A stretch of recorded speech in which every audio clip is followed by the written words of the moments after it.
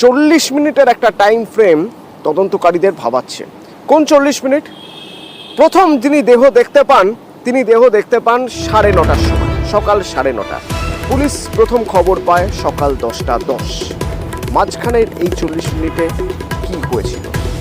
মাঝখানের 40 মিনিটে কারা কারা আর জানতে পেরেছিলেন, তাদের কি অ্যাক্টিভিটি ছিল, এই সব কিছু যদি জানা যায় তাহলে অনেক স্পষ্ট হয়ে যাবে তদন্তের গতি প্রকৃতি কোন দিকে নিয়ে যাওয়া যায় সে বিষয়টা।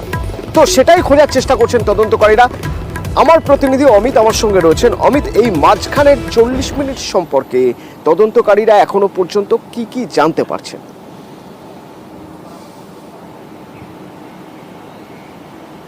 দেখো, 9:30টার সময় প্রথম দেহ দেখলেন। দেহ দেখলেন ওই নির্যাতিতার সঙ্গে আগের দিন রাতে ডিউটি করছিলেন পিজিটি প্রথম বর্ষের একজন ছাত্র। দেহ পড়েছিল সেমিনার রুমে। আরজিগড়ের নিচে আউটপোস্টে খবর গেল 10:10। তাহলে সময়, এই মাঝের যে সময় বা টাইম ফ্রেম সেটি 40 মিনিটের। এই 40 মিনিটে কী কী ঘটলো, সেই ধোঁয়াশা কিন্তু এখনো পর্যন্ত কাটেনি তদন্তকারী আধিকারিকদের কাছে। এমনকি কলকাতা পুলিশের যে কেস ডায়েরি বা কলকাতা পুলিশের কাছে যে ওই পিজিটি পড়ুয়া যে বয়ান দিয়েছিলেন তাতেও তিনি স্পষ্ট করেছিলেন যে তিনি 9:30টার সময় দেহ দেখেন এবং আউটপোস্টে পুলিশেরই কেস ডায়েরিতে উল্লেখ রয়েছে যে আউটপোস্টে খবর দিল 10:10। সেক্ষেত্রে এই 40 মিনিটে নাকি ওই পড়ুয়ার বয়ান যেটা বলছে যে তিনি তার চেস্ট মেডিসিন বিভাগের বিভিন্ন জনকে বিষয়টি জানিয়েছিলেন। কারা কারা তখন ডিউটিতে ছিলেন? তখন নার্সরা সেখানে ডিউটিতে ছিলেন, আরও বেশ কয়েকজন হাসপাতালের ডিউটিতে ছিলেন।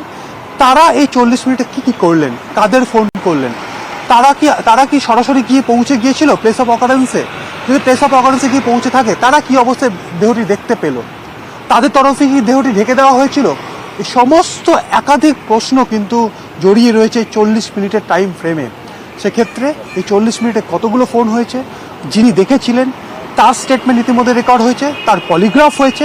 শুধু তার নয়, তার সাথে অন্যান্য আরও 3 পড়ুয়া, যাদের মধ্যে একজন হাউস স্টাফ এবং বাকি 2জন পিজিটি প্রথম বর্ষের স্টুডেন্ট এবং একজন ইন্টার্ন, তাদেরও পলিগ্রাফ হয়েছে।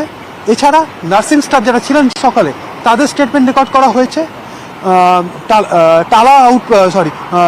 আরজিগড়ে আউটপোস্টের যিনি ইনচার্জ অর্থাৎ ওসি, তার বয়ান রেকর্ড হয়েছে। টালা থানার ওসি স্টেটমেন্ট রেকর্ড করা হয়েছে। সমস্ত জায়গা থেকে এই 40 মিনিটের ধোঁয়াশা কিন্তু এখনো কাটেনি। এই 40 মিনিটে কোথাও গিয়ে একটা রহস্য লুকিয়ে রয়েছে যে 40 মিনিটে কেন পুলিশকে খবর দেওয়া গেল না, তা কেন দেওয়া হলো না, এই প্রশ্নই ভাবাচ্ছে তদন্তকারী সংস্থা সিবিআইকে।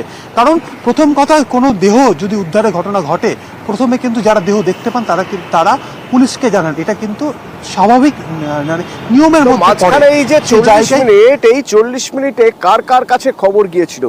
এই 40 মিনিটে প্লেস অফ অকারেন্সের কি অবস্থা ছিল, সেটা বদল হয়েছে কি, সেটা চরিত্র বদল হয়েছে কি, এই সব কিছু এখন ভাবাচ্ছে তদন্তকারীদের। অর্থাৎ এই মাঝখানে 40 মিনিট এতটাই তাৎপর্যপূর্ণ। এই 40 মিনিটে টাইম ফ্রেম যদি পুরোপুরি হিসেব করে দেখা যায় যে এই 40 মিনিটে কি কি হয়েছে, তাহলে হয়তো তদন্ত অনেকটা এগিয়ে নিয়ে যাওয়া সম্ভব হবে বলে মনে করছেন তদন্তকারীরা।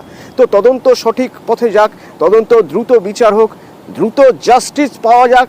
এই দ্রুত জাস্টিসের দাবিতে পথে পথে চলছে আন্দোলন, বিক্ষোভ এবং এই জাস্টিসের দাবিতে রাত জাগো কর্মসূচি।